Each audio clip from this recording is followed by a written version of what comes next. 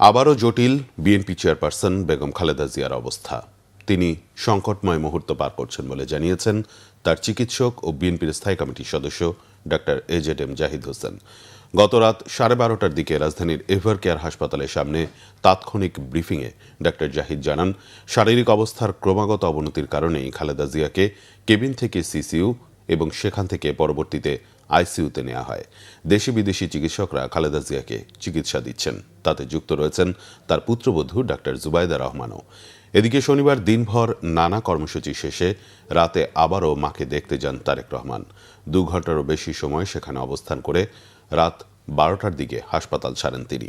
গত 23 নভেম্বর থেকে ever care হাসপাতালে চিকিৎসাধীন বেগম খালেদা জিয়া অধ্যাপক শাহাবুদ্দিন তালুকদারের নেতৃত্বে দেশি বিদেশি বিশেষজ্ঞদের সমন্বয়ে গঠিত মেডিকেল বোর্ডের অধীন চিকিৎসা কার্যক্রম চলছে তার। বেগম খালেদা জিয়ার নানা শারীরিক জটিলতার মধ্যে ডায়াবেটিস, কিডনি, হৃদযন্ত্র ও ফুসফুসের সমস্যা ওঠানামা করছে। তার স্বাস্থ্যের এমন পরিস্থিতিতে তাকে উন্নত চিকিৎসার জন্য বিদেশে নেওয়ার কথা বিএনপির পক্ষ থেকে বলা হলেও শেষ পর্যন্ত তা সম্ভব হয়নি। শারীরিক অবস্থা আকাশযাত্রার উপযোগী না হয় দেশেই তার চিকিৎসা চলছে। নভেম্বর এখানে ভর্তি হয়েছে। ভর্তি হওয়ার পরবর্তী তার শারীরিক অবস্থা বেশ অবনতি হয়েছিল। অবনতি হওয়ার কারণেই কেবিন থেকে সিসি থেকে আইসিইউতে আছে এবং আইসিইউ থেকে চিকিৎসাধীন আছে।